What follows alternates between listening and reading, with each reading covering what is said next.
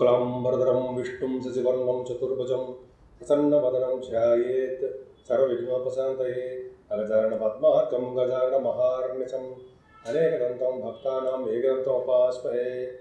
ఓం గం గణపతయే నమః. ఓం శ్రీమాత్రే నమః. ఓం శ్రీ గురుభ్యో నమః. నా పేరు వాడ్రేవు ఆదినారాయణరావు శర్మ. నా నెంబర్ 7075389589.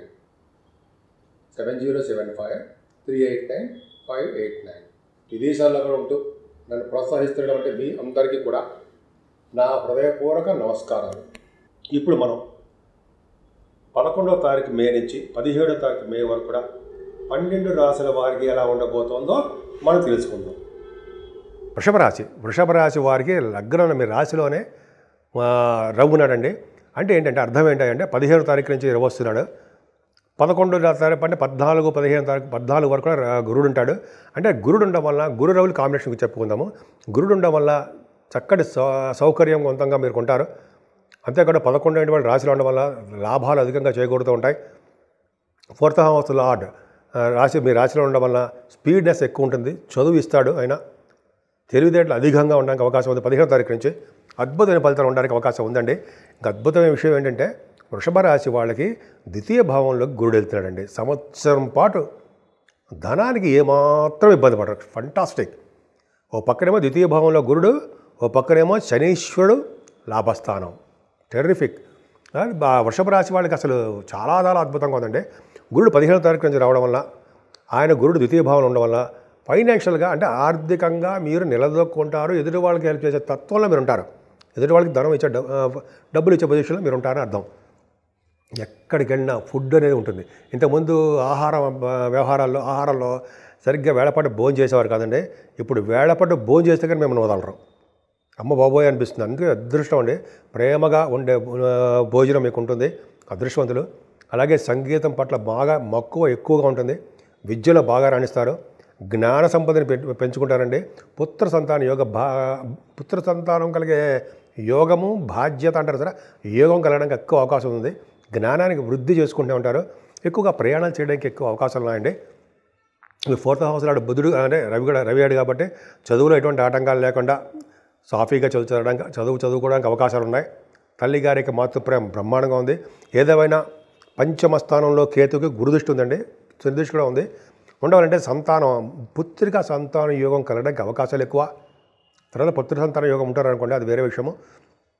అంతేకాకుండా గురు ప్రభావం వలన స్టాక్ మార్కెట్లో ఉన్న వాళ్ళకి డెవలప్మెంట్స్ ఉండడము, సినిమా రంగంలో ఉన్న వాళ్ళకి, సాహిత్య రంగంలో ఉన్న వాళ్ళకి బాగా అభివృద్ధి కలగడము, సంగీతము, నృత్య కళాకారులు కూడా మంచి అవకాశాలు బాగా ఉండడము జరుగుతుందండి. అంతేకాకుండా గురు ప్రభావం వలన కొంతమందికి రాజకీయ నాయకుల్లో పదవులు రావడానికి అవకాశం ఉంది.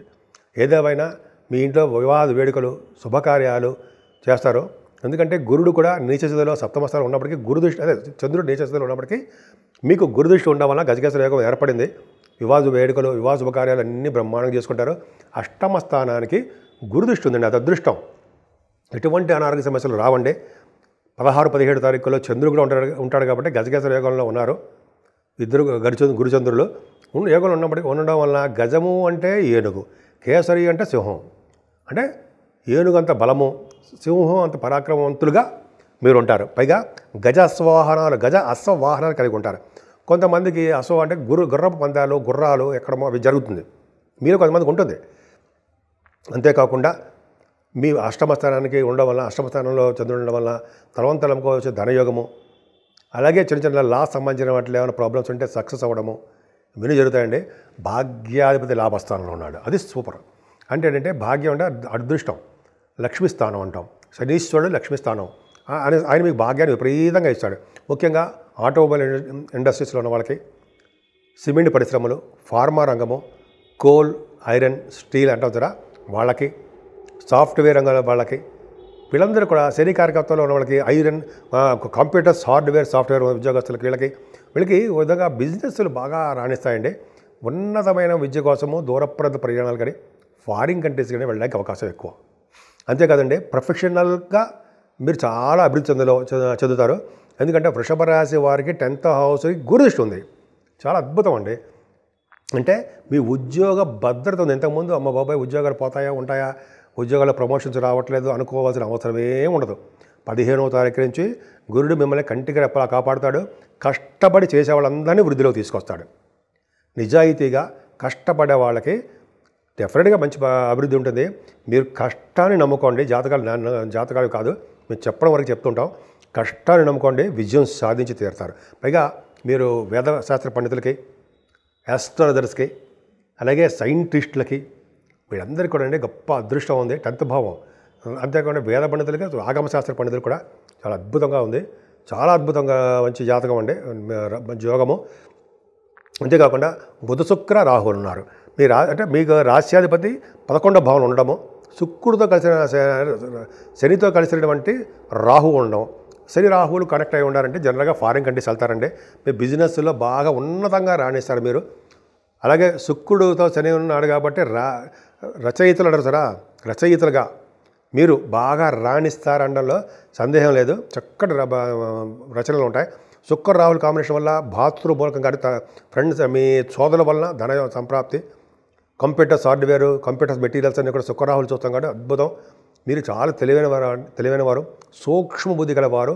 అనేకమైన శుభకార్యాలు వాటంతటవే కలిసి వస్తూ ఉంటాయి. బాగా పలుకుబడి కలవారు.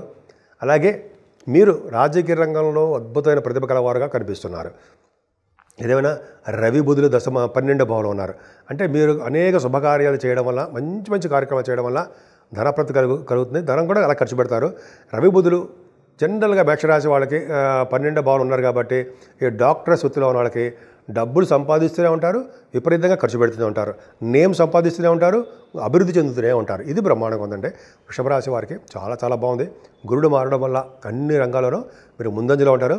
ఏదైనా చంద్రుడు తప్ప మిగతా గ్రహాలన్నీ కూడా కాలసర్పదోషాలు ఉన్నాయి. అంటే రాహుకేతువులు, కుజుడు నీచస్థితిలో ఉండడము, ఈ ప్రాబ్లమ్స్ ఉన్నాయండి మీకు. కాబట్టి ఏంటంటే ఈ జనరల్గా మనం కాలసర్పదోషానికి శ్రీకాళహస్తిలో వెళ్ళకపోవచ్చు మనం. కానీ శ్రీకాళహస్తిలో రామకేతులు పూజ చేయించుకోవడము, సుబ్రహ్మణ్య స్వామి ఆరాధన చేసుకోవడము, సుబ్రహ్మణ్య స్వామి పూజలు చేసుకోవడం వల్ల ఇబ్బంది పడరు. పైగా 8వ తారీఖుని అన్నవరం సత్యనారాయణ స్వామివారి యొక్క కళ్యాణ మహోత్సవాలు జరుగుతున్నాయి. ఆయన్ని స్వామివారి పూజించిన. అలాగే 12వ తారీఖుని పౌర్ణమి, వైశాఖ మాస పౌర్ణమి, విశేషమైన సంపదలు అంటే చాలా అద్భుతం అండి.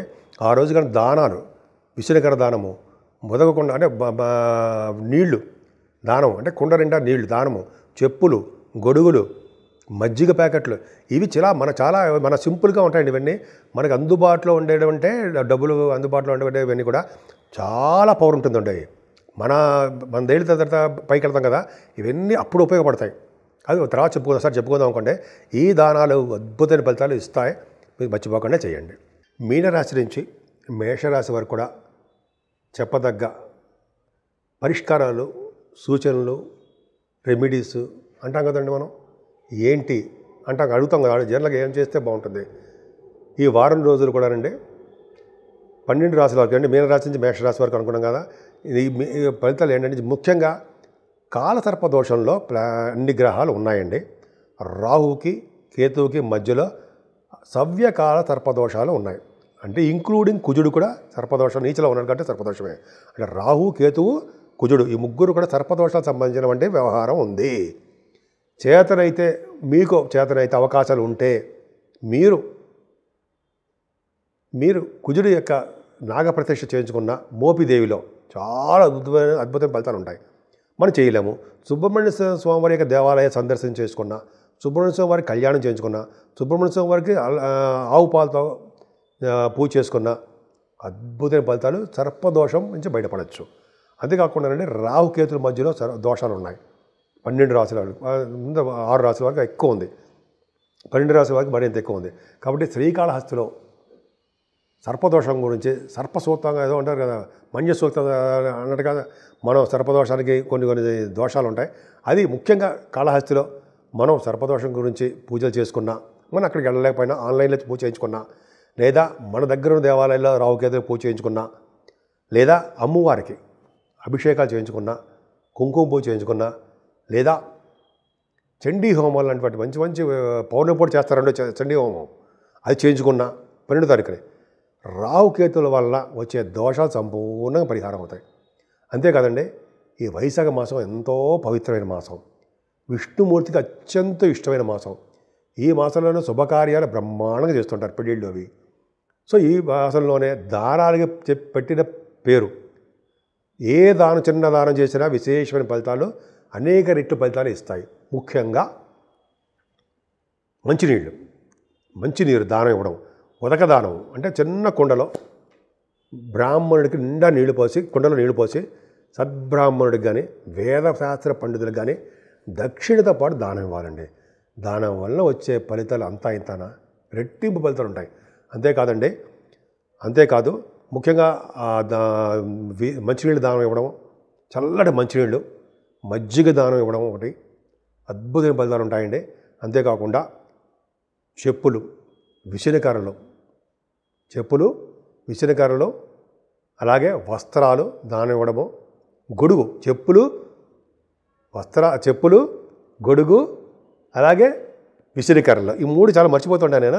ఆ దానం చాలా పవర్ ఉంటుందండి. అదొకటి మనం సపరేట్ ఎపిసోడ్ కూడా చేసుకుందాం. అంతేకాకుండా అన్నదానము, వస్త్రదానము అండి. వస్త్రాలు, బ్రాహ్మణుడి కట్టుకునే వస్త్రాలు ఇవ్వండి, అంత అస్త్రాల్లా పనిచేస్తాయి మీకు. అంత అద్భుతమైన ఫలితాలు ఉన్నాయండి. సో ఈ విధంగా 12 రాశి వాళ్ళు చేతనైనంతగా మీరు పూజలు చేసుకోండి. చేతనైనంతగా ఎదురు వాళ్ళకి సహాయం చేస్తూ, మంచినీళ్ళు ఉదకదానం చేసుకుంటూ, అలాగే చలివేంద్రాలు బాగా పెట్టి దాహాన్ని తీర్చే వ్యక్తులుగా మీరు తయారవ్వండి. మీ భవిష్యత్తు ఎలా తీర్చిదిద్దాడో భగవంతుడు మీరే చూస్తారు.